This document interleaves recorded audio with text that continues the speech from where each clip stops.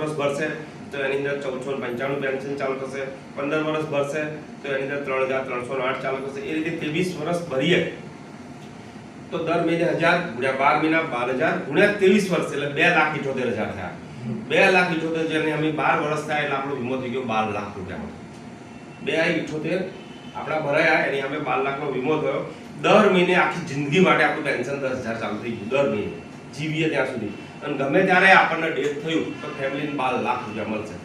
હવે તમે સમજો 2,78,000 તમે ભર્યા અને 28 મહિના તમે પેન્શન લીધું 2,80,000 તો તમે લઈ લીધા તો 12 લાખ તો આપણા આખી જિંદગી માટે ઊભા. આપણા દરેક વ્યક્તિ વિચારે કે હું મારા બાળકને મારી ફેમિલીને કંઈક આપીને જાઉં તો તમે 12 લાખ રૂપિયા આપીને જવાના.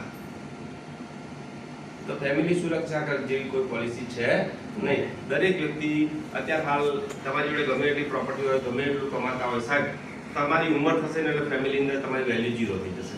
તો ફેમિલી સુરક્ષા કવચ તો દરેકની જોડે આવવું જ જોઈએ. મારું નાનું મોટું પેન્શન આવે તો મારે બાકીના દિવસો કોઈ જોડે હાથ લાગુ કરવો પડે નહીં. તો દરેક વ્યક્તિ પ્લીઝ ફેમિલી સુરક્ષા કવચના દર મહિને 1000 ભરવાના ચાલુ કરજો. Okay, thank you. આવજો.